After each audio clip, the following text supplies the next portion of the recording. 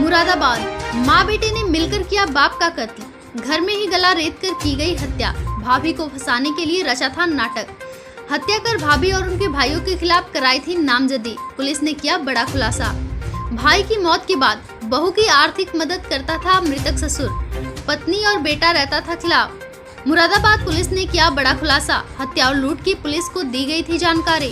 कुंदरकी थाना इलाके के जैतपुर पट्टी की घटना।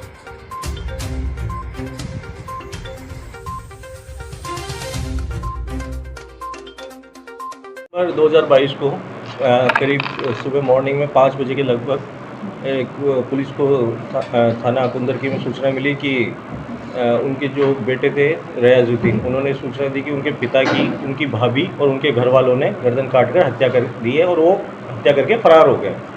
तो पुलिस मौके पर पहुंची, तो शव का मुआयना किया और फॉरेंसिक टीम बुलाई।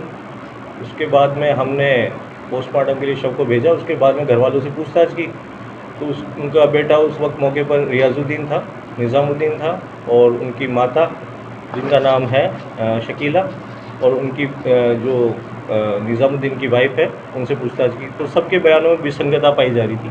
सब अलग अलग कहानी बता रहे थे। तो हमें वहीं डाउट हुआ, क्योंकि ये बता रहे थे कि हम सब यहीं थे, तो कुछ अलग, कोई अलग कहानी बता रहा, कुछ अलग कहानी बता रहा। लेकिन इन्होंने अपनी तहरीर दी, निज़ामुद्दीन ने तहरीर दी अपनी भाभी शबाना और उसके पिता, उसके भाई के खिलाफ कि ये लोग आए, इन्होंने हत्या की और हत्या करते हुए हमने इनको भागते हुए देखा।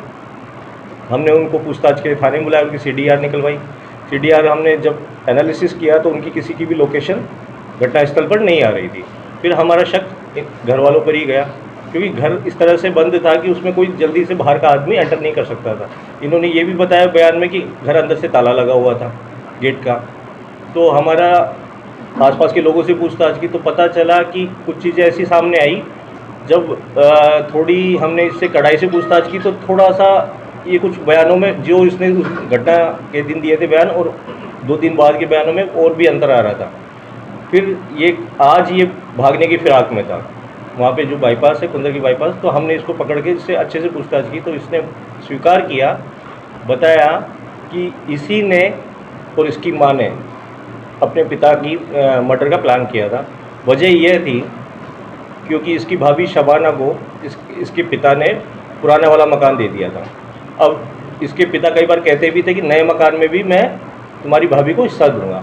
तो इस बात से निज़ामुद्दीन नाराज़ था, इस बात से उसकी माँ भी नाराज़ थी और ये कई दिनों से मौका पा रहे थे कि ऐसा समाधान ढूंढा जाए जो एक तीर से 2 निशाने हो जाए, कि पिता का भी काम हो जाए और भाभी का भी हो जाए। तो भाभी ने कुछ दिनों पहले इनके खिलाफ मुकदमा कराया था मारपीट का, तो इस बात से और ज़्यादा ये चिढ़े हुए थे।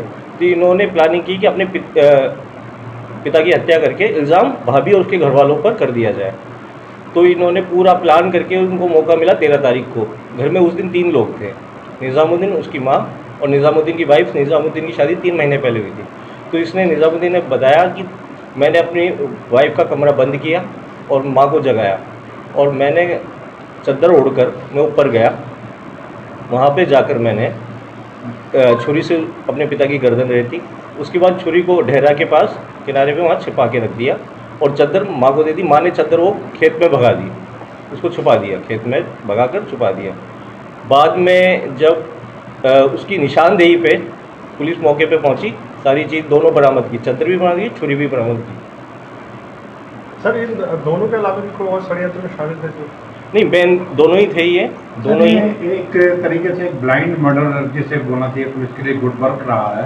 तो इसमें सर एसओ कुंदरकी के लिए सर क्या कहना चाहेंगे, किस तरह उन्होंने ये वर्कआउट किया? एसओ कुंदरकी और उनकी टीम ने बहुत ही सराहनीय कार्य किया।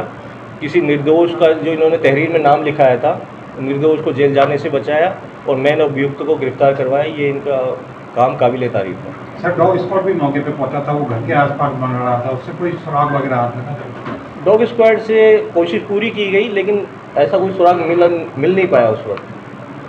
सर, आप भी घटनास्थल पर गए थे, तो क्या पाया?